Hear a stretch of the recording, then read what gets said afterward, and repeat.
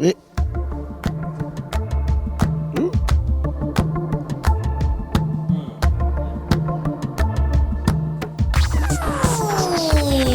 Hey. Yeah. Okay. Hey. So Steve, Hey. this guy we have right here in the house Let's go. used to manage GNL. So Hey. don't be shocked if it goes like yo, yo, yo. Okay, let's hear freestyle. Let's hear freestyle. Hey. Here we go. Uh-huh. Yeah. 1, 2, 3. Wait, yo.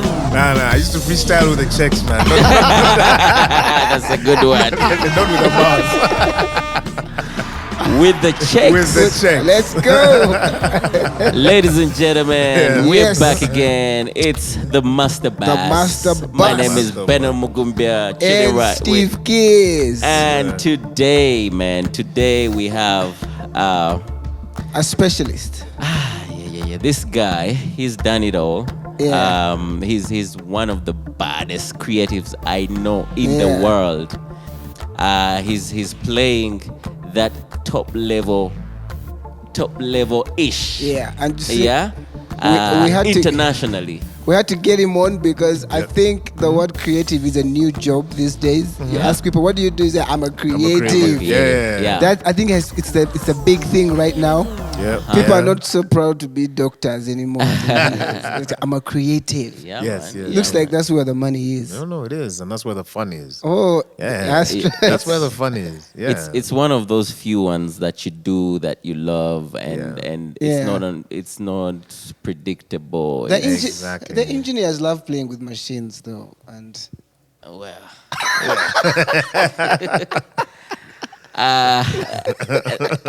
They get dirty though. So Alemu Emuron in the Yes, sir. building, ladies Yes, and sir. That's gentlemen. that's my name. Yeah, let's go. yo. So nice to have you, Emuron. glad to be here, man. We know you are a busy guy. You are all over the world, here and there, doing great things. First of all, introduce yourself to the people. I know there are some guys who are like, "Hey, who's Who's that? this guy?" I knew you.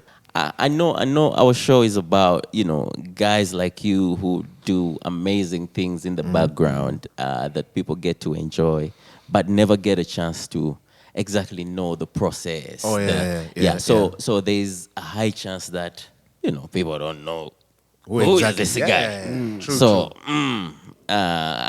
I know you are very good at introducing people in the boardroom. Yo, if this guy ever introduces you in the boardroom, you might even Be like, is that me? Yeah. you might fumble with your presentation because he will break the ice properly. Okay. So wait, I'm introing myself in here. Yeah. Anyway. Okay, cool. Let me see. I don't usually intro myself, so let me see. Alemu Emuron. Yeah. I have two Christian names that I will not use because I very rarely use them. As Steve said, I'm a creative. I'm a storyteller. I'm an advertising man. Occasionally a filmmaker. I don't make music, but I did spend some time in the music industry. What else? I'm a profound believer in the impossible being very possible. So yeah. I don't know. True. You have to believe. Yeah. Well, professionally, I've been an ad man. A lot of people know me as an ad man. About 16 years in the game. Working in ad agencies here in UG. I started off at an agency called Ignition. I'm not sure if they still exist. Mad Advertising, Fireworks. Went to Scanad UG, moved from Scanad UG to Ogilvy in Kenya, where I spent about 8 years. Moved to corporate, spent 2 years as a chief creative officer at a betting company, the biggest betting company in Kenya called Betika. And now I am a founder of a creative solutions provider called The Collective. So yeah, in a nutshell, that's who I am as a creative. Yeah. We are going to dive into deeper all because of I happen to know a little bit about the collectives and Yes, I yes. feel like it's Yeah. a very cool concept. Oh yeah. You see that- This they're mercenaries that Oh, yeah. fix things. And Definitely. that's what is really getting my attention, because here at Swangs we have what we call the fresh and new. Yes, yes, If yes. you worked here, they would push you out of that circle. But everything you just said, Yes, yes. I'm sure it's stuff they would like. The fresh and new would like to know. Oh, yeah, or like definitely. to- Yeah. how it works. Yeah, yeah. They love picking on us, the old They guys. say no, you guys don't have any new ideas. No, but true. Because actually, what we even when you're talking about the collective, a lot of the stuff that we do, because typically an ad agency gets some brilliant creatives to put ideas together, and we're like, yo, we're talking to kids who are 18 to 24 years old. Okay.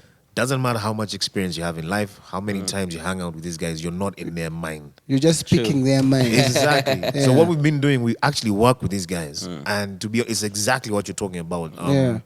There's a project we're doing for a brand. Of course, I think at this point I can't mention which brand.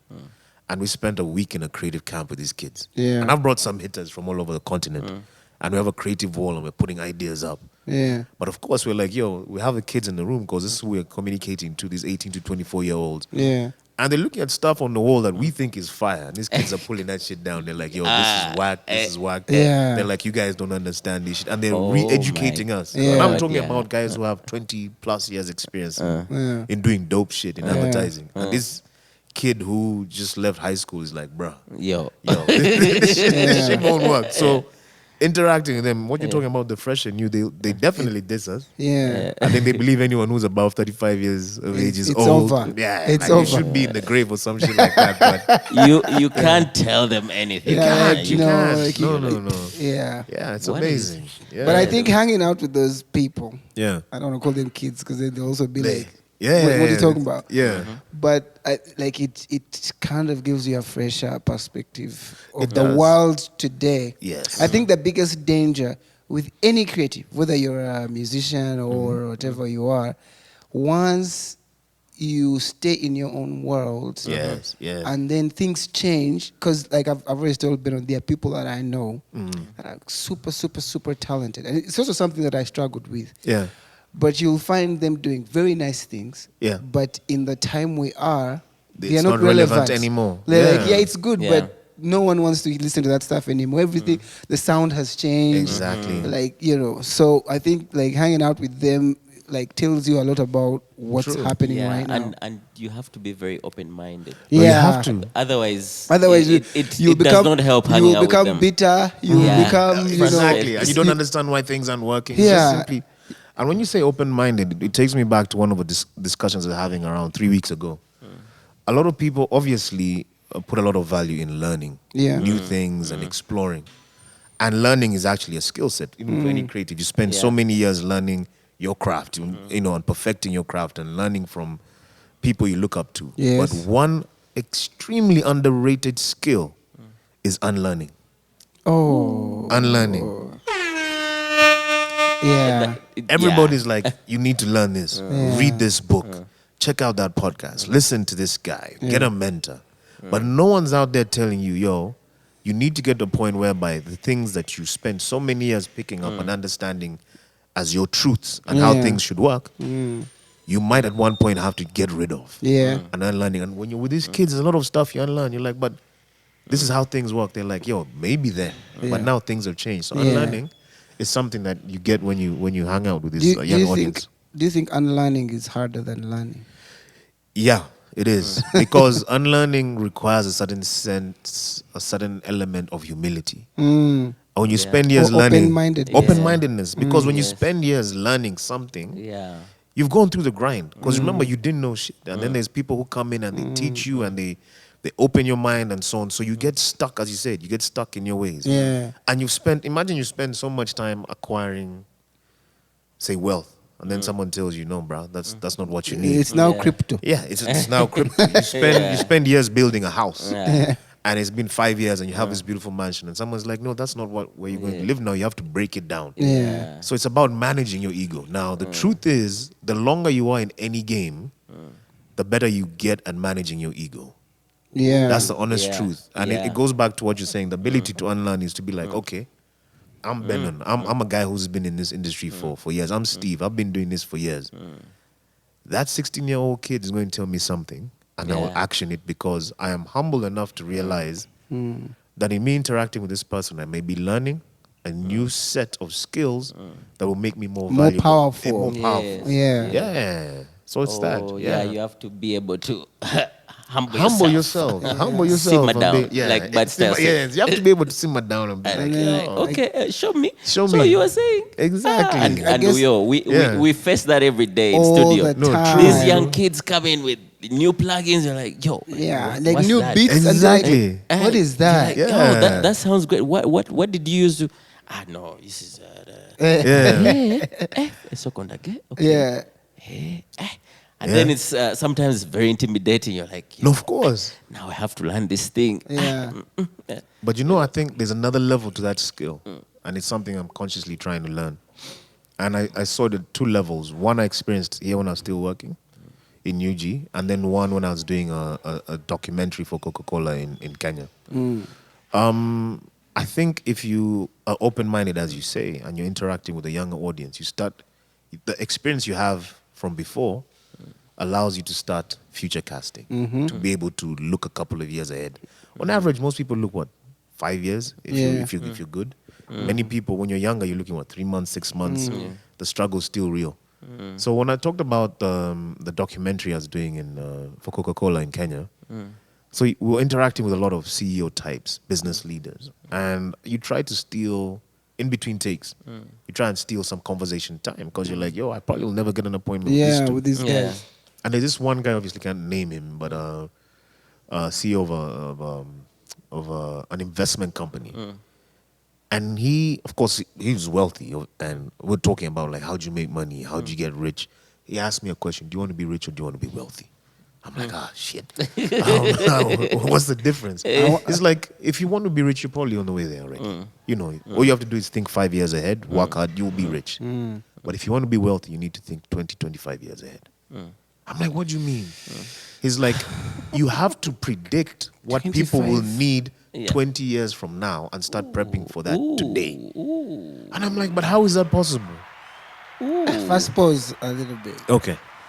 Because, no, seriously, because now it has me rethinking my whole life. You know? Yeah. Because I think I got my next 5 years already, but 20, and that's a good thing. Like, I need to think what will people 25 need? years from now, what. But you see, this is what it is. You probably have 20 or nearly 20 years experience. So the ability to look back at, okay, what were things like then? What are the patterns? What were the things that changed to today? Like, if I knew then what would need today, what would it be? And then using that same knowledge, considering that now you have the advantage of working, and that's one of the cool things about being creative. You get to work with young people, fresh blood. Yeah. You can start seeing in their mind where potentially the next 20 years will be. And if you do, and he said to me categorically, bro, he said, if you can't think at least 20 years ahead, just relax, all you'll be is rich. And he made it sound like it was a bad thing. He said, all you'll be is rich. Yeah. And I'll tell you my Ugandan experience. There's so I think we all know the studio, First Love. Yeah. And I don't know, what's his name? Kim. He passed away. Yeah. Yes. And I remember we're doing a project for Pepsi. And I think it was a Mirinda thing. And of course, they target a younger audience. And it was a piece of music. At this point, I'm in my mid or early 20s. And I am convinced that what this audience needs is hip-hop music. I'm plugged into hip-hop at that time. Also, I'm 24, 25. So for me, I do not think that I'm far off from the teenagers. Yeah. Right? The client, on the other hand, wanted a more R&B style. And I'm telling the client, who's now older than I am, you need to listen to me because I'm the young guy plugged into culture. Yeah. All right? Then we go to the studio, and this is way before EDM blew up. Kim puts some EDM on this, and I'm like, yo, bro, that's white boy music. This is Africa. He said, but this is what the kids will be listening to. I'm like, bro, you're off, and you're throwing me off because I'm here trying to sell this hip-hop track to the client because I know this is what's going to work. Yeah. The client is fighting for some R&B thing that is old school. And Kim is like, no, man, trust me, it's EDM. He was already looking ahead. Yeah. The reality is we reached an agreement with the client that they'll come to studio, we'll get about 20 people in that age group, and they listen to the EDM option, they listen to the hip-hop option that I was sure was fire. And the And listen to R&B. the R&B option the client wanted. It was unanimous. Hip hop, trash. R&B, trash. EDM. Yeah. What? And I was like, oh shit, okay. This guy is older than me, but he already understands what the younger audience wants. Yeah. So that ability, and it's something you learn. Like anything, you to make beats or to perform, you perfect your skill. So Yeah. I think you have to perfect your ability to future cast. And also, Yeah. I now I'm starting to think that more than being skilled or being talented, Yeah. I think relationships for Yeah. creatives are very important. Very. Because if you have this thing where you can talk to these young people and connect yeah. with them, Yeah. it opens your mind to a whole. The danger with creatives, which I struggled with for Yeah. a very long time, you can be in your room at home Yeah. and then create some really, really dope stuff. Yeah, It's yeah. good, but then you're not aware of what's happening in the Yeah. world. True. Yeah. And that's very dangerous. And then when you put it out there, like the people are not connecting. And then you're like, but what's wrong with these people? Yeah. This stuff is so good. And they'll tell you, yeah, it's good, but But it's not for uh, us. yeah, they're like, it sounds good, but If it's That- not relatable, There we go. Relatable. Yeah. you're just wasting your time. But that's another thing. So a lot of creatives are introverted. yeah. Yeah. You've seen that. So Yeah. like we're True. creatives. That's why we're probably Yeah. comfortable having a conversation. Yeah. But you can see a creative at a house party. They're always in a corner. Yeah. And then they see another creative. Then they go and have a conversation. Yeah, then they have some technical Yeah. things to talk about. And a lot of creatives have spoken to are like, yeah, I'm not comfortable stepping out and being. I'm like, it's fine. You don't have to go and hang out with people. Yeah. You can go and people watch. Yeah. If you want, go to a bar. You struggle interacting with people, sit in the corner. Get your drink. Just watch people. Yeah. Because if you don't understand people, how the hell are you going to communicate to them? How are you going to touch their soul with music or with art or whatever it is that you're creating? So just go out and people watch. And you're right. If you create in your own space by yourself without Yeah. really understanding what the universe What's wants, happened? True. it's going to be just that. It's going to be art for you. And yeah. you can't- Who do you work with right now? who do I work with right now? I have an amazing pool of creative talent. So again, going back to the question you asked about I the think collective. before we head into that, Yes. yeah, I want us to. Is that you? Yes and no. Yes. I want us to That's first. Is that Mr. Miyagi? Yo, Yo. what year was this? This is 2012, 2011 or something like that. yeah, Yeah. And I think for us this was like our very first cool ad we really worked on. Our first plate, Okay. and then we'll talk a bit about it and then get into some other stuff and talk about your transition. Okay. From working in Uganda to Kenya. Yeah. You have spirit of great African warrior. I will teach you the Watusawara style Kung Fu. What an offer. Now, show me what I teach you.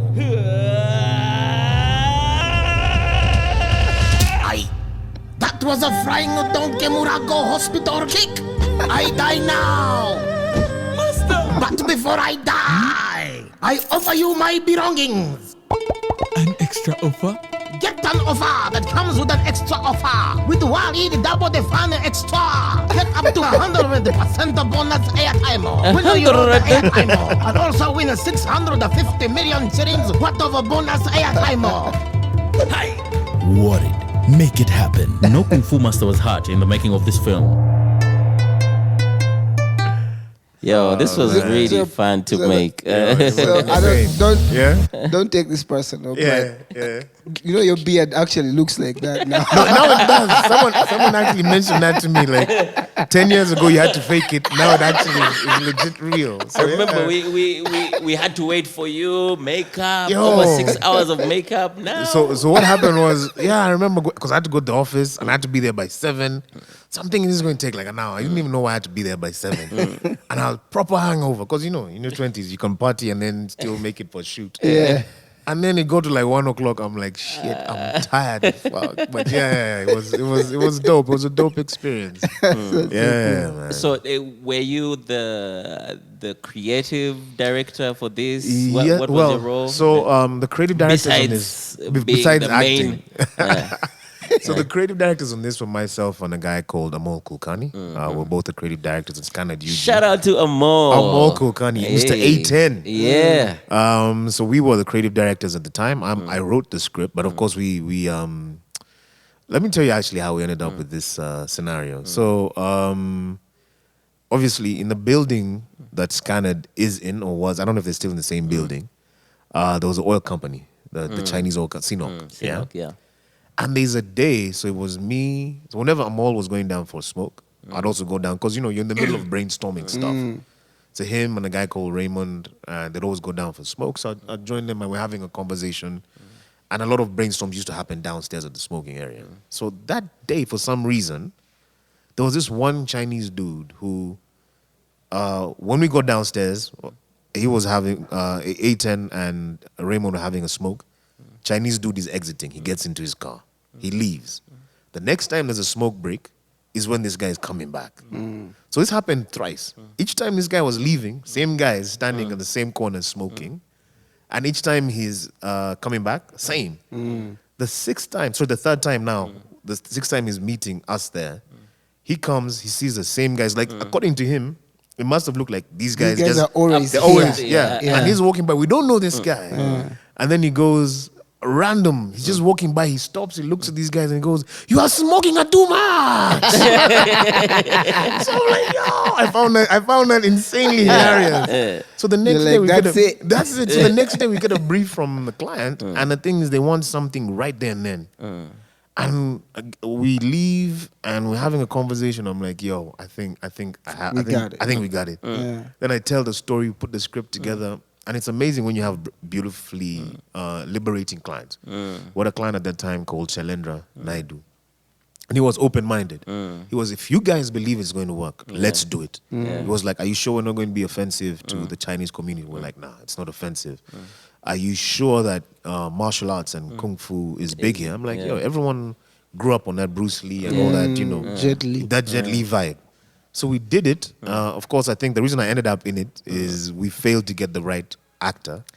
Well, Let me tell you the reason why. Because I remember when we even came in for the brief, when you presented the way you actually, what do you call that when you're presenting the script? Yeah, just actually presenting. Yeah, he really gets into character. Hey, now I teach you. Like, where are we going to get a guy who is going to? And then they're like, it's him. Yeah. You're the guy. That's cool. So and the client said, what year was that?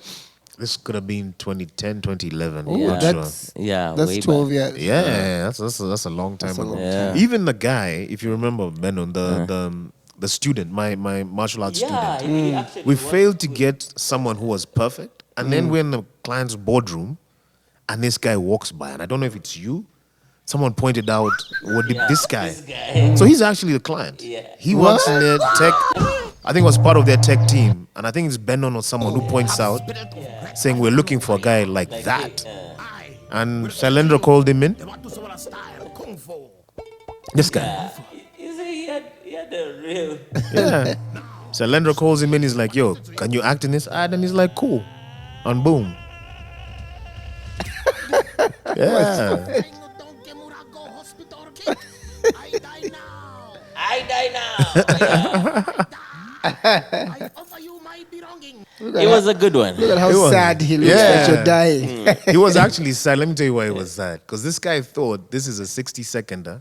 I'm going to be there for 2 hours. And we're shooting this at about 1 a.m. It was a long day. We had to hide this guy's car keys. He was upset. He was on set. He's taking his costume off. Yeah, and I remember we had to rig him up. And, Yes. For him to be able to do that Fly. kick and to fly. True. Interesting. Yeah. So that was Scanned. That was Scanned. But you said you started with Ignition. I started Ignition. Then I went to Mad Advertising, which for me was probably one of my most important stints. There was I met a guy called Idris Kamuli, who I think is probably my most important mentor on my journey. Where is he now? He's a He's mad still at advertiser. Mad, yeah. He owns the company. He's one of the owners of the company. Okay. And I think He has this father figure yeah. vibe. What Idris, about I him. think, so there's two things. Because again, remember, Idris wasn't a writer. He had a background in art. So did he teach me craft? No. But Idris did for me, I think, the most important in terms of two things. He infused work ethic. Okay. He made it very clear that if you're not going to put in the work, you will not survive in this organization. But I think the most important thing, and which is the thing I keep telling a lot of people when you're mentoring, it's not just about imparting skill. It's about imparting belief. You have to. Yeah. That's the most important thing. But his favorite phrase these days, Mbo, abakere tebasa olaganyulwanga abakera. Yeah. No. True. Probably that's too deep for him. But yeah, I mean, a lot of people don't want to put in the work, but they No, want true. they The want same to have the same results as those that put in the work. Man, it's insane. It's insane. I really don't know how to let people know that. Like Malcolm Gladwell talked about 10,000 hours. That thing is real. It's Yeah. real. If you want stuff now, put in the hours now. The more hours you put in now, and I keep telling guys, when you're young, you don't have too many responsibilities. Use that time. Use that time. And I do remember going through maybe a 3 to 5 year spell where I think the only day I was taking off, to be very honest, would be like Christmas. Yeah. Because we're putting in the time. And then I remember, well, in hindsight, do I regret it? I remember getting in trouble with my family because I was skipping weddings, a funeral or two. Like I'm like, Ooh, you know how folks get. Yeah. Yeah, they're like, how you? I don't even know that uncle. Why am I coming for the funeral? Yeah. But it doesn't sound right. But then you have to put in the work. What did this guy say? Macklemore has a song. I think it's also called 10,000 Hours. And he talks about Basquiat and art. And he said something along and I'll paraphrase because I don't remember the bars exactly. He says the greats were not greats because they were born knowing how to paint. Yeah. The greats were greats because they painted a lot. And he goes back to what you're saying. Yeah. It goes back to what you were saying when you were talking about talent. A lot of people think creativity is about talent. For me, in my honest opinion, creativity, talent is necessary. Let's be honest. Yeah. There's some things if you don't have that raw natural talent, chill. Just leave it. But for me, as a creative, talent is about as good as breathing. As a human being, we can all breathe, but we can't all run like Usain Bolt. That's the honest truth. It's as good as saying that car is great because it has 4 tires.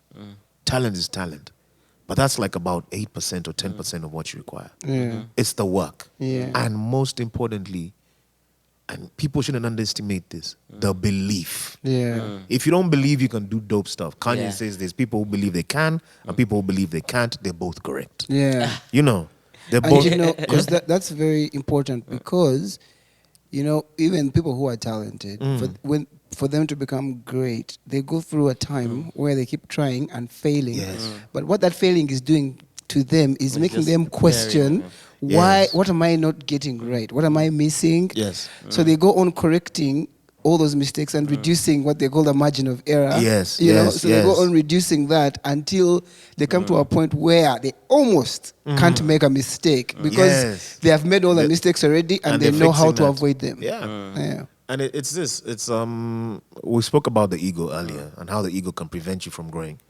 But I think the ego is a very necessary tool for creators, but it depends on how you use it. Yeah. So your ego will remind you that you're the baddest, right? Yeah. But now how do you use it? Does your ego tell you you're the baddest and everyone should bow down to what you do? Or does your ego tell you you're the baddest and when you go through a moment whereby you fail to deliver or someone critiques what you've done, you say, you know what, I need to prove that I'm the baddest. So when you look at advertising, I was explaining to someone recently, 80% of advertising and probably even creative is rejection. Yeah. Majority of your work will be rejected. And if you're Yeah. not ready for rejection, you will struggle. Yeah. But this is what can happen, right? You make a beat, I make an ad or something, present it, and someone says, yo, this is trash. I could be like, you know what? True story. The problem is, you know what I mean? I could be like, the problem is you. You simply don't understand my greatness. Yeah. That's one way I could go about it. Another way could be question yourself and then just really wallow in like, I'm not great. Yeah. or how you use your ego perfectly. Is like, okay, this guy said this beat is trash. This guy said this film is trash. This guy or this lady said this ad is trash. So what I'm going to do is I'm going to go back to the lab. Yeah, your challenge is to win their mind. I'm going to go back to the lab because now you've upset my ego. Yeah. When I come back for the next presentation, I'm going to put some shit up on this table Yeah. that you're going to quietly sit there and say, oh, this guy's a bad This guy. guy's Yeah. bad. Yeah, I So know. that's how you use the ego. If you don't have an ego, you'll be like, yeah, they said I'm trash. So let me just go to my then local you chill, have a sulk. drink. Exactly. Or you'll be that guy who's like, no, that guy, you don't get it. You just simply don't have the brilliance to understand my genius. Yeah. If people don't get it, they don't get it. Go back to the lab and come And back with do more something fire. that they'll Exactly. get. Yeah. Exactly. That's So, true. yeah. True story. I know you've been in music before, Yeah.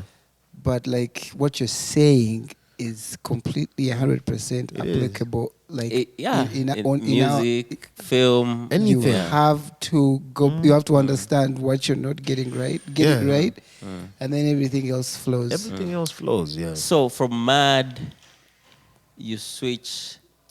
So from Mad, okay, so let me talk about so Ignition, I start off. Let me actually tell you how I got into this advertising game, by the way. Yeah. Yeah. What did you do before? Yeah. What? So what did I used you to, study? I studied social sciences, right?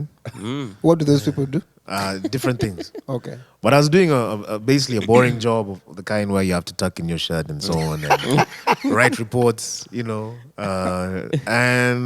I get a call from a friend of mine called Kasiribu Timothy. Rest in peace. He Oh passed away. yes, I remember.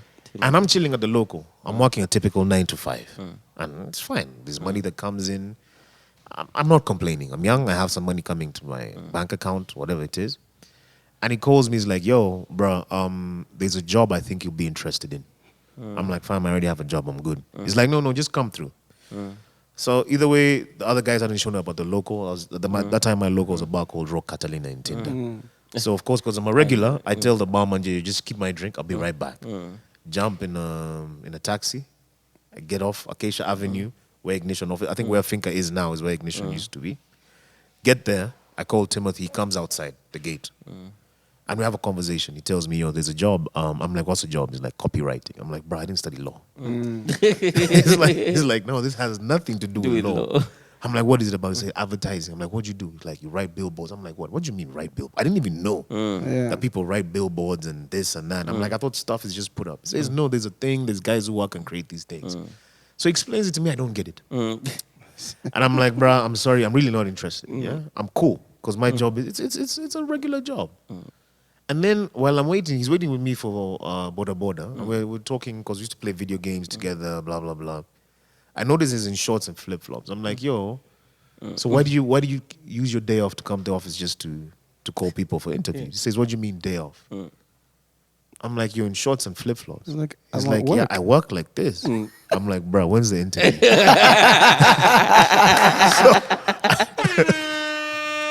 I'm like, yo.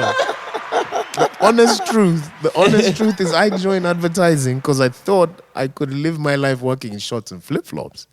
Wow. So I get in, I do. And that's a interview. big thing for a 20-year-old. Yeah, man. I'm like, yo, I don't like having to tuck in shirts and it's really stuffy. I come in, I do the interview. We have a guy here called Matix. I don't know if he has ever tucked in. ever. He probably doesn't even know how to.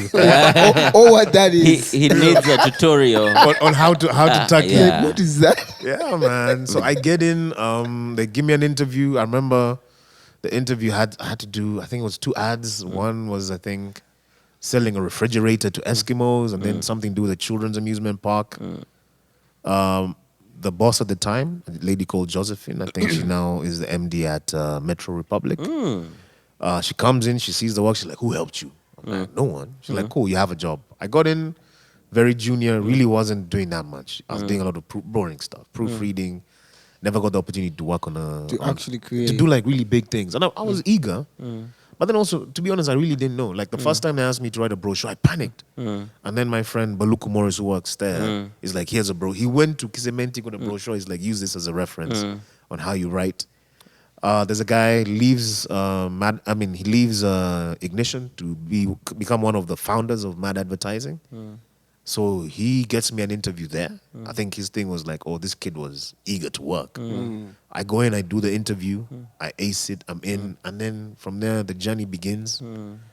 I left Mad Advertising. It was, to be honest, a bit of a monetary decision. I thought I was the shit. My bank account was shit. I asked for more money. It's one of the places, to be honest, like I didn't leave in a bad way. It's just it's one of the few places where I still feel it's like a family for me. But I left for monetary reasons. I went to Fireworks Advertising. They paid me more than I actually asked for. I remember calling finance. I'm like, yo, I think you guys made a mistake. She's like, nah. What? Then Fireworks Advertising, after 8 months, fired me. Yo. And What did you do? I didn't do shit. So I think, look, I don't have all the details. I know there's a client that was lost. I know they decided to downsize for business reasons. When I was being fired, there were about 7 people that left at the same time. They told me, my CD at the time, my creative director, Conrad Okello, was like, this has nothing to do with you. It's a business decision. But one of my homies who was still there says, the insider said after they finished, because I was the last guy. That time I think I was ill, I had malaria. So I came in, so I was the last guy they had to fire. He says the speech that was made at the end of the day was along the lines of like, hey guys, as you've noticed, some of your colleagues have been let go. This is just to let you guys know if you're still here, you're safe. We're not letting you go. And you shouldn't worry about your future. You just need to understand. And I remember this verbatim because we're talking about the ego. Because this shit got my ego fired up. He said, the people we had to let go simply were not the standard that this organization is. I'm like, okay. Ice. Okay. Ice in the veins. But you know the first thing I went through those 3 steps. The first thing I did, I believed that stuff. So I quit. I quit advertising. I got into, believe it or not, I got into commodity trade. I was in Busia selling beans and maize. So you know those guys who go to the villages. My housemate showed me that business. I'm like, yo, there's a lot of money, but then it's a very difficult trade. Then I got into a bit of production. People like Eddie Okilla, etc. And then Baluku Morris, who I knew at Scannet, at Mad, had moved to Scannet. And I think we went in there to record something with Eddie. And he saw me, and at that time they were looking for a copywriter. So he told his boss, yo, that guy who just came in, I know him, he's fire, let's get him in. Did the interview. And at that point, I think when I got in, I was like, okay, this is season 2. The industry threw me out. It's about time I figure out how dope I am or how whack I am. But the one thing that's not going to happen is me slacking. If I'm whack, it will not be because I didn't try. So I began putting in the work. When I'm talking about skipping weddings and all, that's that period. The time I was in Canada, I was grinding. And then the results showed. And as I say, the rest is history. So if I'd never been fired, maybe... Were those the days of Sandeep? Mr. Sandeep Inamke. Yeah. Very difficult taskmaster, but... No, you got fired because you were wearing shorts. Nah, man. It wasn't the shorts. That's the thing. I never even go to wear shorts. Cause I'm like, this was a scam. But yeah, I'd have never joined the industry if it wasn't for shorts and flip-flops. And I don't think I'd have been where I'm at if I'd never been fired by Fireworks. How did you get the connection to Nairobi? So, okay. So there's a story behind that. So the Nairobi thing was with Wari Telco, the brand that you just saw. We really helped grow the brand to a point that I think Airtel had to make a decision to purchase. And I think they did a merger. So from my understanding, of course I don't have all the background information, there was obviously MTN and Airtel. And Wari came in as a player later. But because of the brand love, the campaigns, usage or something like that was almost matching with Airtel. And Airtel now felt threatened that there's a possibility their second position could be taken. So there's a merger that had to happen. When that happened, the agency, and I won't name the agency, that was doing Airtel work then had failed to deliver on the merger campaign. Mr. Shalendra Naidu, the client at that time, is talking trash in a meeting. He's like, yeah, if you were using my guys, this shit would be done already. So we get a call. We get a call, and Shalendra is like, yo, I've hyped you guys up. you better deliver. So get a call. I remember it was one of the public holidays. We did the campaign at Casablanca. Chilling at Casablanca, put this thing together, go present. They're like, that's fine. These guys are a new agency. And now, believe it or not, the game changer was Mr. Money. Because, and why I'm looking at you, because we all know who Mr. Money is. So the Airtel guys were curious about how Warid Pesaman had helped Warid Pesa do well, whereas I think at that point in time there were conversations about dropping Airtel Money because it wasn't really doing well in the market. And then when we now began working for Airtel, they were like, can you use your learnings with Warid Pesaman to create a campaign that can help revive Airtel Money? We did Mr. Money. Mr. Money, in all the markets that it hit, Airtel Money was revived. And then these guys are like, yeah, this is what he's talking about. Yeah. And I used to be Mr. Money. Yep. In case you didn't know. Is this the one where I've been on? Yeah. Introducing Mr. Money. Send your money instantly. Top up your airtime instantly. Pay your bills instantly. Airtel Money instantly. Send your money instantly. Safety is guaranteed. It don't matter how far it is. It reaches safe and quickly. Pay your water bills immediately. And also pay for DSTV. Or top up airtime real quickly. Send your money instantly. Top up your airtime instantly. Pay your bills instantly. Airtel Money instantly. Hi, I am Mr. So, Steve, remember I used to tell you about Emuron a lot. That he would write a script or a jingle and send you an actual demo because for some reason you are very musical. By the way, you know how to count the beats. You know, and maybe the voice. No, the voice definitely no. Yeah, so Yeah. you really made the work so easy. Thanks, man. You literally changed Benon's life. You gave him a hit song. Yeah. An African hit song. African hit song. Africa. So The man was this on campaign. planes, Like flying all it's over going the place. around. Oh yeah, it's actually because of this I had to do a big campaign in Zambia. Zambia. Oh yes. Through his connections. Oh yeah, man. So this dropped. I think, of course, there are a few markets that didn't run it for their different reasons. I know Kenya didn't do it. I think Tanzania didn't do it. But in all the markets that this ran, it was quite successful. Phenomenally in some markets, like game changing. Then the client made a decision like, yo, we like this creative team. Can they move to Nairobi, where they were headquartered there till Africa HQ is, and be our creative team? So the offer came in. Of course, you look at the contract. Boom, boom, boom. The money.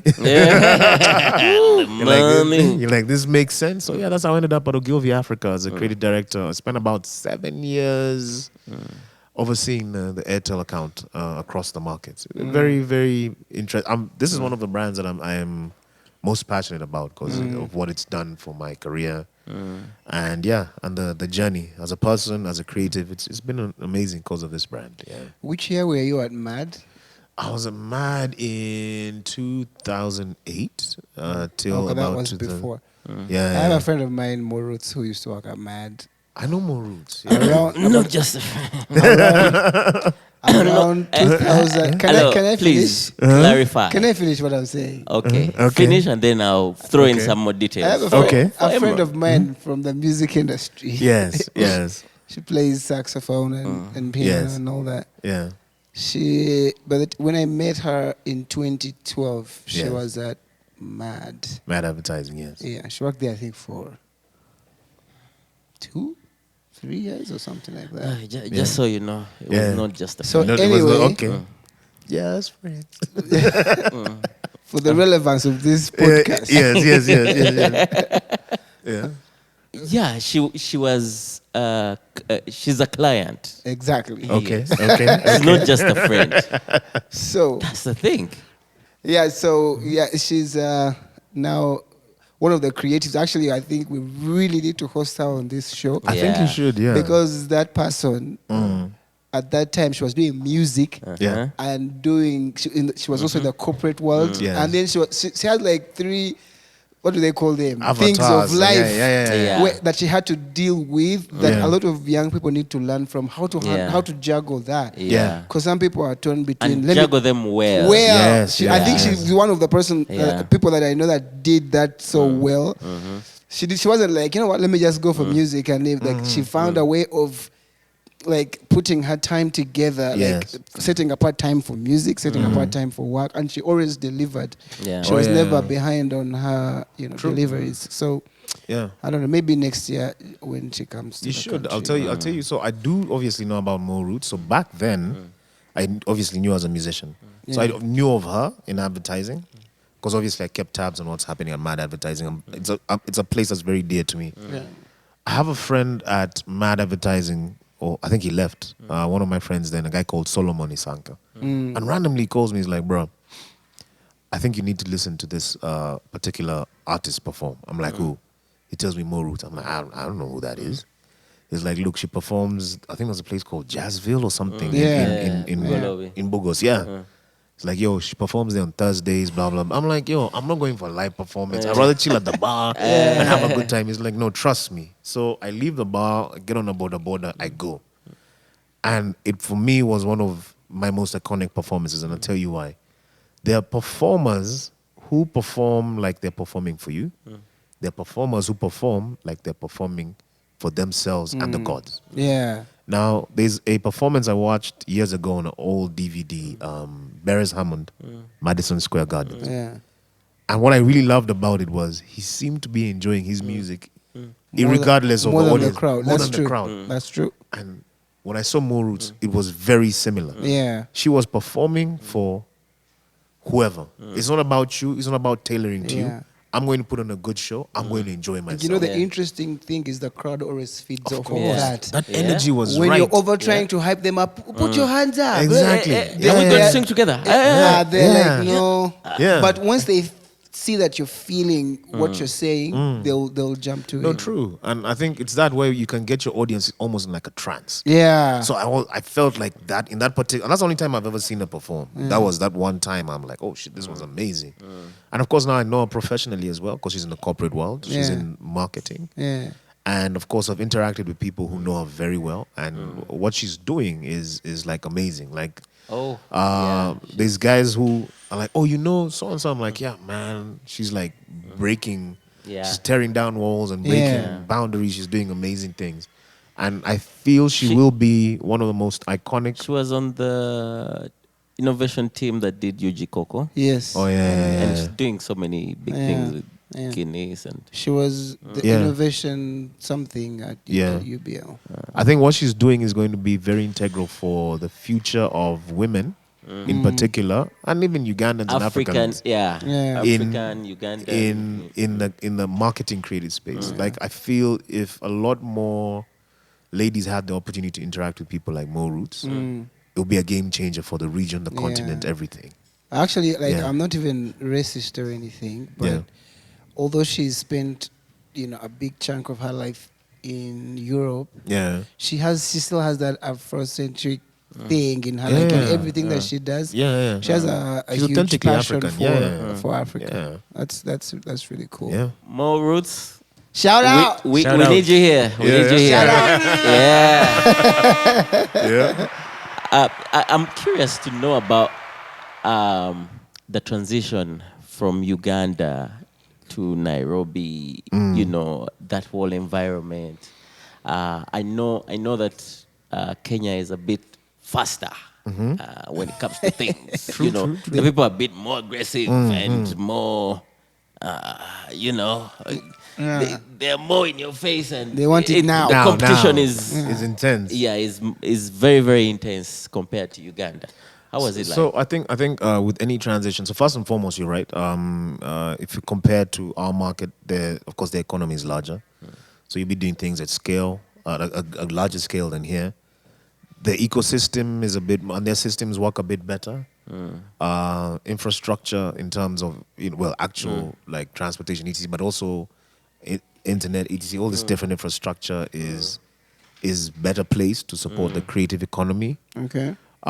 Do they have a larger pool of talent? Of course, because of the industry is big. So the bigger the industry, the more people that are involved. In terms of raw talent, I still think we have a lot of profound talent here. Yeah. But that could always be a debate for another day. Should we move to Nairobi?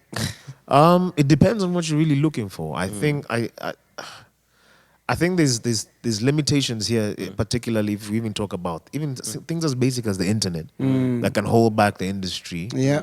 But I moved to Nairobi Because now it's the East African community. We it can't is, have it is. Uganda and Kenya. But that integration is going to take a while. It's going to take a while. Let's be real. Man. Yeah, it's going to take a while. But I think also because if you move there, then you end up creating something that has a Nairobi soul in it. I feel what UG has to offer from the creative space, there's a uniqueness, as a latent, fun element about the Ugandan creative that is so unique to us that you need to be here to maintain. Yeah, but the way I would not say disagree, but differ maybe, is like speaking from the music scene here in Kampala, the city is very small. Yes. You're definitely going to see the same faces, the same artists, the same venues, the same everything. Agreed. And also, we're not diverse. I've been to Nairobi before. Yeah. I see jazz musicians putting on shows. I Rock see musicians. rock musicians putting on shows. We don't see that stuff here. Everyone has to go into sort of what they call the mainstream pop, maybe. Yeah. It's kind of limiting. So I guess maybe what I would say is that we have a challenge to push, to make all these other, I don't want to say genres, but forms of art marketable. Since you're in marketing, like to make jazz. If I'm a world music artist, how do I make that a niche? So is it just a trend? Does it depend on trends, or it's not because I'm marketing it well? So I think it's this. I think obviously if the Ugandan creative relies only on this market, it'll be very limiting. The amount of money available, the infrastructure, etc. So to answer your question, does one need to move to Nairobi? Maybe not. Does one need to move to South Africa? Does one need to move to Europe? Maybe not. I think what needs to move is the mindset. The shortcoming that we have here is a global mindset. People have the talent. I've had this debate so many times. Sometimes someone came to me and said, "Oh man, you're the most talented guy out of UG." I'm like, bro, no. There's guys in these streets who are kicking my ass. Sick. Yeah. The thing is, I had that global mindset. I'm like, I can be one of the best in the region, in the world, and of course, it's still a journey. I'm not the best in the world. Best in the region. We're there. We're among them. Are you saying that when we do stuff, we do it for the global market, not just? Yeah. As in, stop mindset. thinking I want to be the best in UG. Okay. Stop thinking I want to be the best in East Africa. Okay. Say, okay, cool. Who do I see out there that I want to emulate or be greater than? Can you create? When I look at Lukman Ali. Lukman Ali is here. He was He's here on based the last podcast. See? But there's guys I'm chilling in Nairobi, there's guys who are sending me like, yo, you're from UG. Do you know this guy? And I'm like, it's Lukman. But he's here. Yeah. But Lukman's mindset, and when you talk, I'm sure you've spoken to him, he's always been about going to the next step. That makes sense. The shortcoming, we have a lot of people comfortable being the king in Kampala. Yeah. And that's enough for them. You know? No, that's the thing. Damn. Yeah, it's too small. But Ben, you've met these guys. Yeah. Even in advertising, I saw them. They do 2, 3, 4, 5 years. They have fire ads on radio. They have fire TVC. And we've set our standards. Like even in music, we know that when you become a star, once you do Lugogo, that's it. once you build a big house, then it's over. Then what you next? have a big car. Yeah, exactly. Like that's the threshold. But that's do you the ceiling. think that it's because that's the threshold we know, that's the ceiling we know? That we've been exposed to, maybe. Yeah. It's maybe lack of exposure. Exposure is a factor. Exposure is a factor. And I feel like when you look at markets like Kenya, for example, for a long time they've had a lot of multinational corporations in there, and they're looking to do work on the continent. They're like, this is one of the bigger economies, so they'll put pressure on the creatives there to develop work at A a Coca-Cola standard, global, at a Unilever standard, global. So now the Kenyan creative knows this is the benchmark. Hence, obviously, they'll have a more robust, more intriguing. They're doing amazing work in that market. And that's one of the factors. Of course, there's talent as well. You have to be talented to be doing that work. Do we have the talent here? Yeah. Does the talent really want to push themselves? I think a lot of guys, the answer is no.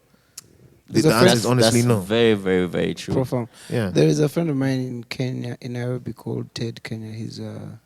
He works on documentaries and Yeah. video stuff. I think I'll share his contact with you, and then you can No, let me know. Yeah, we can have a discussion. and Yeah. see where that goes. Okay, so what made you decide to leave agency, the advertising world, and you moved to corporate? Corporate. So actually, so it's this. Like any good creative, you have to be eternally inquisitive. Yeah. If you're not constantly on a journey of like, what can I do next? So an opportunity came up and it was corporate. I'm like, I've never really wanted to work in corporate. You didn't want to be the guy. Yeah. You don't want to wear- Exactly. You still wanted to wear your shirts. Exactly. I still want to wear my shorts. Now I'm here wearing blazers. I had to get these blazers and so on. But for me, it was a thing of, I looked at the ad space I was in. At this point, I was the group creative director at Ogilvy Africa, which is literally one level before the guy who runs the entire continental creative. And I was like, this is different. And I decided to go out of curiosity, to be honest. Spent 2 years in corporate, very interesting journey. Corporate's very different. I don't think if you're a typical creative, maybe corporate might not be for you. It's a bit Can you too... guys help me understand what corporate means? Corporate is a typical structured organization, a bank, a typical company. Okay. Because technically on paper, an ad agency is a corporate. Okay. But we don't behave like that. Yeah. We don't have the Oh. typical 9 to 5. Our structures are different. Okay, I understand. I'll tell you one thing that I found, one of the things I struggled with was in agency, feedback is open at all levels. I could walk into a CEO's office and say, you know what, I know you're the boss, but I disagree with you. Yeah. Of course, at the end of the day, he'll be like, okay, thank you for your opinion. Doesn't matter. I've made the decision. Yeah. Oh, corporate, you can't do that. Yeah. You can't second guess the boss. You can't walk up to the board and say, you guys are wrong, I'm right. Yeah. You're asking for trouble. So things like that. And the way guys work there, again, a lot of corporates is 9 to 5, getting people to work after 5. I remember once telling guys to come in on the weekend. Everyone was so upset. I'm like, but this is how it is. So it's a very different structure in that way. But for me, I think the experience was very worthwhile. A lot learnt. A lot of positive learnt. Of course, a lot of negative as well. Everything brings positives and negatives. So, yeah, it was a journey in understanding. Because it seems like reverse. Most people It is. want to leave corporate and then go to- where yeah, where yeah. before. Yeah. True. So it was the one thing I really valued though with corporate is, and I didn't notice the importance of it, is time. Because after 5, you really don't need to be at the office. Yeah. So what does this mean? Now I'm at home. And this is a point in time I had a new son. My son was about a year old. So we really bonded because of that availability of time. And it's amazing. And you don't realize it's important. But yeah. So it was really good timing for you. Perfect timing for me. Perfect timing for me because, in my mindset before it was like, I'm providing. That's the job. But then hanging out with your kid, having conversations, it's priceless, my guy. It's Ben, you're paying attention. Man.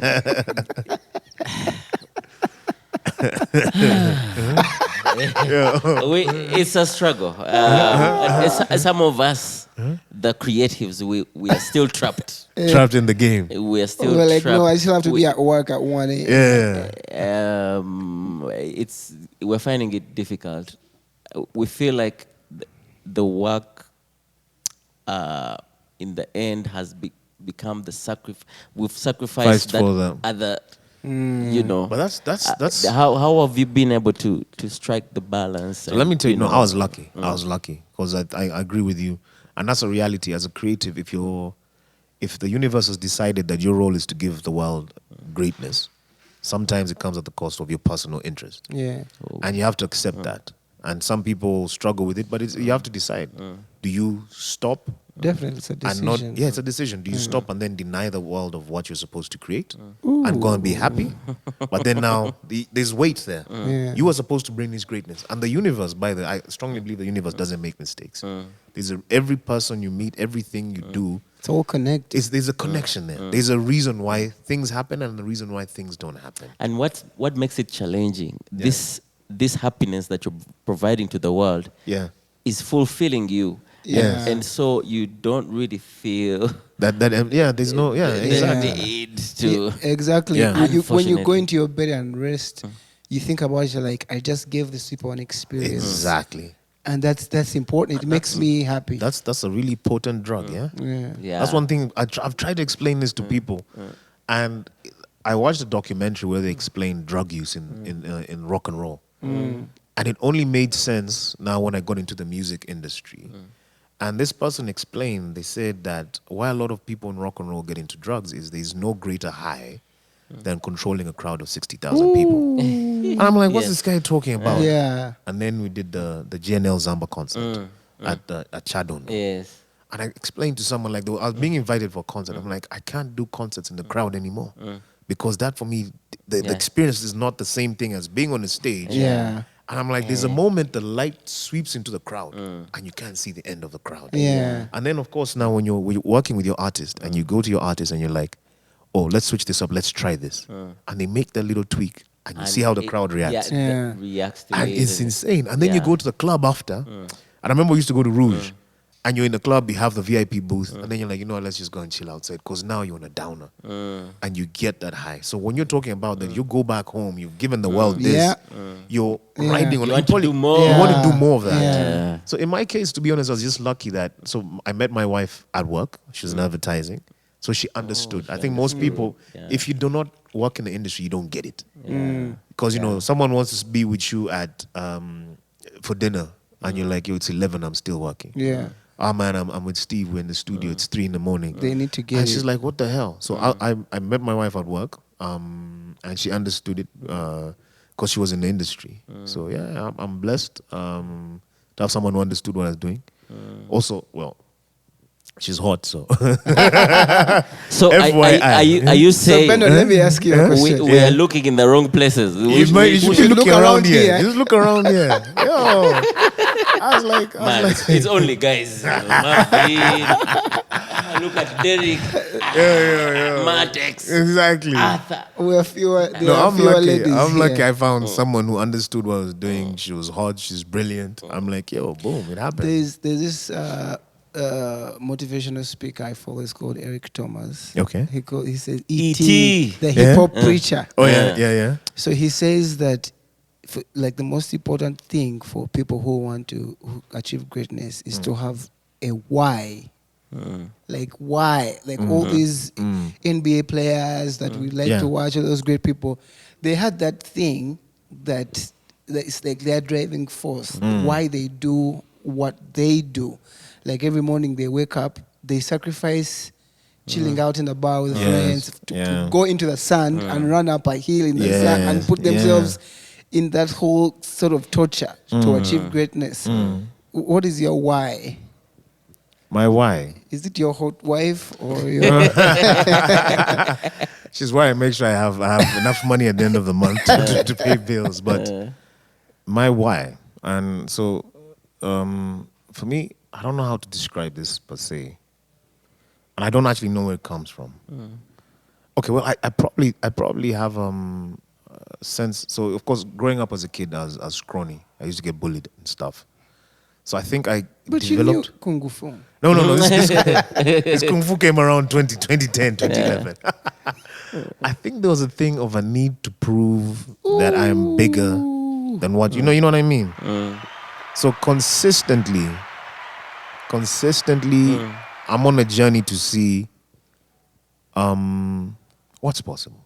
How far can this go? You know, where can I take this? Can I be the greatest in the world?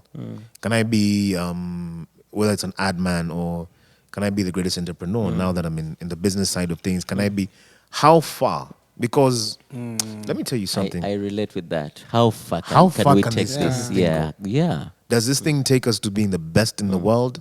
does it take us to being, even if it's the best in my village, Yeah. but I've pushed.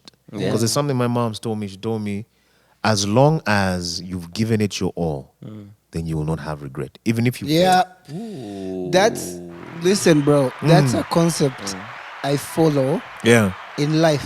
No, yeah. Whether Yeah. it's a relationship, whether it's Anything. like, Yeah. once you know in your heart that no, I actually gave it my all, you will never have any Never. regrets. Never. Why? Because you're like, I did what I was supposed to do. Yeah, There's this was no- the best of my ability. Yeah. Yeah. So if it didn't work out, it's because it For there's a wouldn't reason work or out. another. And You know even what I mean? when it comes to pictures, I remember I told guys, there are pictures you go into and you lose and you're like, yo, it's fine. It's fine. Yeah. Because whoever else got did- it, I put in all the hours that I Exactly. need to put Yeah. in. Yeah. But then yeah. these Whoever pictures- got it, that means they were better than us. Yeah. And it's fine. There'll be they had a people who better- are better than you. That's Yeah. very, very, very important. But I'll tell you something also that I learned. So I know when I talk about mad advertising, I usually talk about Edris. Our MD at that time, Dan Lijalinji. Now, there's other stories I can tell you which are crazy, but I will not talk about the crazy stories. There's something Dan said to me, and it only came to mind recently when. So in every interaction I have, and I hadn't noticed this, so this person I've been interacting with recently, and the person asked me, how come in our conversations you always talk about the end of our interaction? You know, like you always talk about us maybe not being friends or whatever. Like it came up. And I was like, okay, I'd never noticed this, but it took me back to something Dan Linji told me. We'd been going on a run where we're winning pitch after pitch after pitch. And I'm hype. I'm like, yo, we're beasts. We're running these streets. We're going to take over. And I was so excited. And, you know, there'd be drinks every after we've won something. And I think Dan saw the excitement and said, Emuron, I need to tell you something. You need to understand that every time you win a client, the moment you've won that client is the moment you start losing that client. Yeah. I'm like, what do you mean? He said, with everything in life, the moment it starts ending. I'm like, why are you saying this? You're dampening the mood. Oh my God. You know what I mean? You're dampening the mood. He said, no, it's for you to understand that you have to make the most of that particular moment. So you see, the day you were born is the day you started dying. Yeah. You know, Yeah. Yeah. the day you start marking with someone is where that relationship can start ending. Now, Yeah. if you don't put in the work, Yeah. if you're not present in that moment, Yeah. if you're not giving it your all, so it's one of those things. And this came from Dan Legend. I didn't see it coming. Do we have to end this podcast? No. Yeah. Okay. Go on. Go on, because- bro. Yeah. That's very. No, go on. Go on. Let So it it's go, this. man. It's this. So if so, Benon and I have known each other for a while, right? So the moment we became friends, which I don't know what the date was, means that's the beginning of the potential ending of that friendship. For whatever reason, friends can become enemies. Yeah. See, someone could pass. I didn't know Timon would have passed Yeah. Kasirivu. So that means when I'm hanging out with Benon, my phone's like this. It's upside down. In that moment, Yeah. I'm interacting with Benon fully. You know. You see what you need to do when we're hanging out? Switch off your phone. I'm interacting with Benon I'm always fully. So, yeah. I've always said this. I know I keep going back to that. They say, Yeah. I'm very emotional. But so there's a lady, the same, that's why I was blown away when you said it. So I told her that there is no guarantee that we're even going to make it to get Exactly. married or anything. Yeah. But what we need to do is that for this time now, before things potentially go haywire, Yes. let's make the most of Most it. of it. Yeah. So that Yes. whatever happens after this, we're like, yeah, I didn't work out, but But we that was one of the enjoyed it. best Yeah. times Yes. in my life. And when it That ends, concept, you still yeah. have the good memories. isn't it? Exactly. Yeah. Because you've made so But many guess of them. what? Going back to what we said, you have no regret.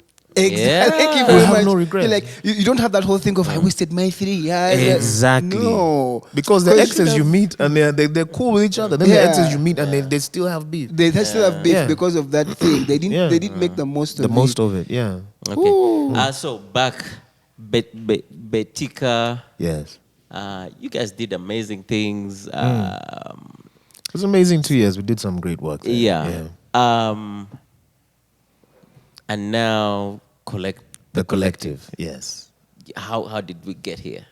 So the collective again. So what happened is Did the advertising world still? you can't It's leave still it. needed. You can't leave it. It's a drug. It's something you need. And They didn't fire you this time. No. I have a resignation letter. It's stamped. So I wasn't fired. Hey. Jay-Z said, I don't get dropped. I drop dropped the the label. label. Yes. Okay. No. Definitely didn't get fired. So for me, it was this. So when I was working at Ogilvy, obviously I couldn't be doing too much on the side in the advertising space. Conflict of interest. Oh, When yeah. I'm at Beteka, I could consult a bit. People are calling, can you help with this, so on. So I noticed over time, a lot of those demands kept increasing. So I started putting together a team of like-minded creatives who could chip in. I'm like, yo, and for me, mostly it was connecting people. Yeah. Yeah. So-and-so needs someone who can do this. Can you do it? And then I noticed there was actually a gap in the market. Yeah. Whereby people are like, I don't want to go to an agency. I want you to tailor-make a team for me. And I tried to talk to a couple of people how to put it together. It was a bit of a struggle. But we kept grinding. We kept going on. Of course, being a creative, having to deal with clients was not the easiest thing. And then I actually felt I needed a business mentor. Because I'm like, if this is a business I want to grow, I need a business mentor. So I reached out to a friend of mine called Bad Style. I'm like, yo, do you know anyone? No, I didn't ask Bad Style to be my business mentor. Let me be clear. I was going to be like, like, where are we going with this? And then he tells me, yo, talk to Julio. So Julius Chaze, Okay. someone I've known for a while. I reach out to Julius, and I think I wasn't able to get him that day. So I said, I'll do this later. It's the usual thing we do. About a week later, he calls me. He's like, hey, there's a project. I might need your help, or can you recommend someone? Like most people would call, who can work on this. And I'm like, yo, what you're talking about, I actually have a unit that does this. And then from there, we started discussing. We found we had very like-minded point of view on where something like this could go. And then boom, the collective then started taking shape. He began lending his business knowledge, a lot of his network and his connections. businessman. That He's a great command from businessman. Mukono is a very wise guy. And he was a astute businessman, very astute businessman, knows what he's doing. And the thing with him that I found very impressive, a lot of people I'd spoken to are like, yeah, man, that's amazing, let's talk. Yeah, man, we should definitely make this work. And there's so many people who are like, let's. I had one conversation with Julius, right? And it's like, I'm like, yeah, he's probably going to get back to me in 2023. Then he sends me a message, check mail. And here's a proposal and this and that. This is what I'm thinking. We had a conversation. I'm like, yo, cool, let's make this happen. So that's where we are with the collective, consulting and doing So it's an fun things. Africa thing, Global. global. Yes. Africa That's is the too mindset. small for the collective. Yeah. That's the mindset. Okay. So right now, obviously, our clients are continent-wide. Yeah. We've been doing work from Accra to Joburg. But our mindset is, of course, heaviest is in the region, because that's where we have our offices. We have offices in Dar es Salaam, Kampala, and Nairobi. But yeah, we want to see where it goes. Don't you need people with musical knowledge? Of course we do. Of course So- we do. And I'm still young. Oi, listen, guess what? Yeah. You are part of the collective. Yes. Because go. Everyone. how collective work, Yeah. it's not just an agent. Hey, look at me Yeah. for the collective. Yeah. But from the little knowledge I know, is Yeah. these guys, they put together a team that will Execute. execute Yeah. that Tailor- your campaign, Your problem. Yeah, Yeah, we'll fix your And problem. I feel like that's a very, very It cool is. concept. It is because a lot of clients will struggle with, okay, if I go to this agency, but I want to plug into that. Yeah. And so what happens if a client comes to me and says, "Yo, man, we have this problem, and maybe we want to do an ad campaign." I'm like, "No, what you need is a musical solution." And then we discuss and we look at the potential solution. I'm like, you know what? I have a guy, Yeah. or I have a couple of guys. I'm Yes. like, "Yo, Steve, are you available between this period and that period?" So the fact is, if you're creative anywhere on this continent, actually in this world, You're part then of you're a member of the collective, whether you know it or not. Yeah. Yo, come to think of it, I think collective was created long time, because now Yeah. I remember it was just a phone. Yo, can you fly down to Yes, Zambia yes. next weekend? There's Yeah. this da da da da da da da. Yeah. Then another Can you do that? how does your next month look like? Can Yeah. you, are you available to fly to Ghana and do Yes. ABCD? Yeah. So it's basically that, and I'll tell you. So I had a CEO at Gilvy Africa called Naja Bellen White, and she's also one of the people who open up your mindset. So I remember I had so much work at a particular point in time, and then I had a new pitch that came in for a hair brand, and Sandeep Inamke was actually in charge of that project. I tell him, man, I'm busy. I can't do this. And then of course he escalates, and he's like, yo, this guy, there's this work we need him to do, but he's saying he's busy. So Naja calls me, she says, what's the problem? I'm like, Naja, I'm out-resourced. All my resources are busy. And then she says to me, but I thought you're a group creative director. I'm like, huh? Ooh. I'm like, yeah, I am. Said, then do some group creative director things. I'm like, what do you mean? Then she's like, you cannot tell me you don't have enough resources in Nairobi when you have all these countries where there are people. Pick up the phone, decide who you want to get here on this project. Talk to, so Marianne was what they call executive PA. Talk to my PA, put them on a plane tomorrow. And then she said, next time, if you have a problem, handle it like a group creative director. I'm like, oh.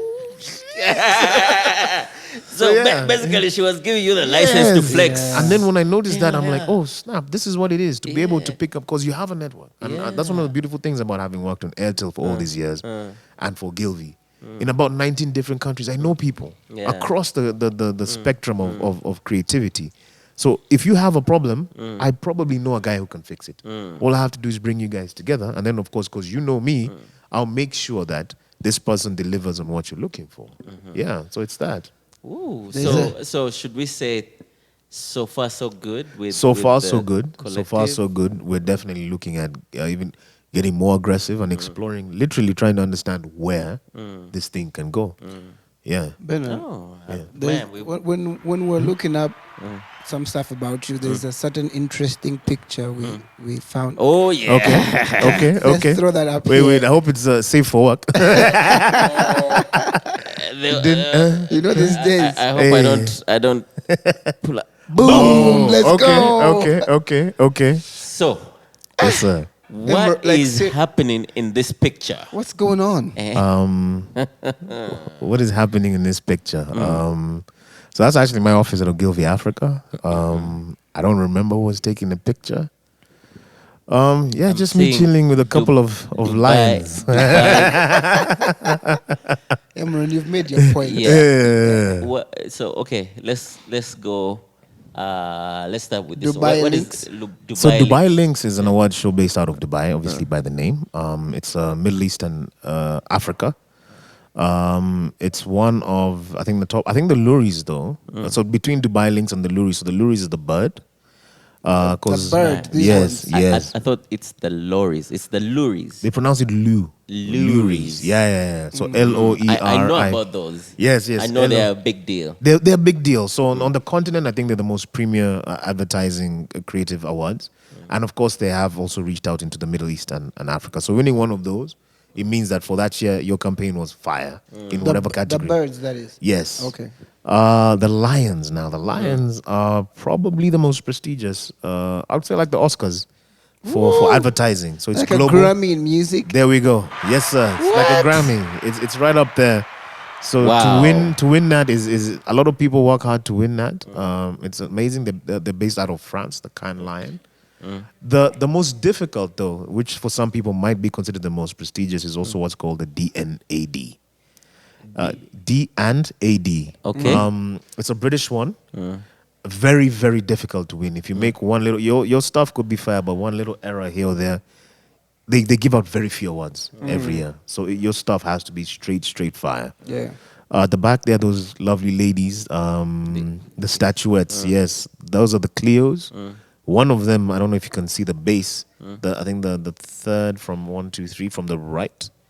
That one, you see the gold base. That's a Grand Clio. So that's for whatever category. Actually, for the entire festival, I think they ranked those really high. So that's an American awards show. There's one that I don't have there because I think they didn't send, they didn't mail. Well, that's a local one. I think that's the MSK. It's a local one in Kenya.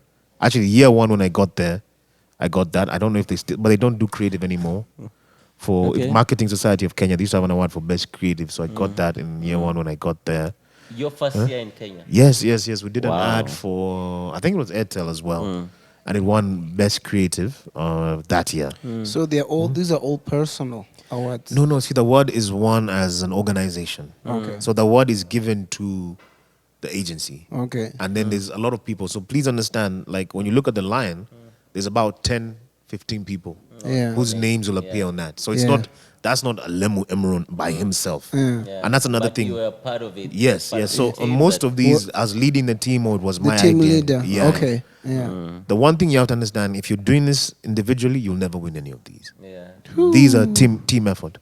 You cannot win this stuff by yourself. You have to be a team player. So yeah. There's a lot Oh, of brilliant minds. Which is a good thing. Yeah, there's a lot of brilliant minds involved in getting this stuff done. So yeah, the awards belong to the organization. But yeah, you can also get yourself a replica, etc., a certificate, whatever it is. Yeah. Yeah. Awesome. Well, it's really been an awesome. You had no space. No, yeah. See, there with was the no crop, space. there were the others on the side. Man, thank you for coming through, Thank Master you, Bus. thank you, thank you this, for this has having me. been a really awesome Yeah. talk. Yeah. I'm sure you've inspired some young Hopefully. creative Bro, creatives out there. So I really, because mindset is very important. Yeah. Like, I'm telling you, if you were living in Kampala, I think we would hang out every after 2 No, days. definitely. Yeah. Just sit and actually Definitely. just talk. Yeah. Because that thing can really change the way Yeah. you look at life. It And- can sharpen you. yeah, it can sharpen Very true. you. Very Yeah. true. Very true. Yeah. But thanks for hanging with us. Yeah. No, thanks for having me. Everyone who is watching the show, thank Yeah. you very much. The feedback has been Yeah. amazing. Please Yeah. don't keep it to yourself. Share with a friend. Yeah. Subscribe. Like. Mm-hmm. Leave a comment. Uh-huh. Follow. Click the bell icon. Click the and, bell yeah. icon. Before we close, I'd like to leave something for when you talk about inspiring. Please. It's two things real quick, and I think when you asked me about the move to Nairobi, to all the young creatives out there, if you find yourself in a situation where you're in a room and you're like, oh my God, this is bigger than I am. No, if you've been invited there, you belong. So act like you belong. Act like you belong, right? Well, the second thing is this, and this is something that I don't know if I saw this on social somewhere, or someone told me this, and it was basically about respecting yourself. And the person explained it this way. Said a lot of people work, and of course, if you're creative on the come up, you're going to start off working for someone. Yeah. When your boss tells you, oh, you need to be in the office, in the studio, on set by 7, you'll be there. Yeah. If you're working at a fast food joint and your boss says, I know you're the guy frying the fries, but I need you to take out the trash, you will do that. Yeah. You will listen to those instructions and do what you're told. But for many people, when you tell yourself, I'm going to start my podcast on Monday, Monday will show up and you have an excuse. Yeah. And this person says the only reason you do that is you don't respect yourself as much as you respect your bosses. I think we need to stop here. So respect yourself. Emuron. Respect yourself. Yeah. Yeah, that's Yeah. big, man. Yeah. So respect yourself and you'll do amazing things. Yeah. Okay. I can't say anything else. Guys, bye. We'll catch you on the next podcast.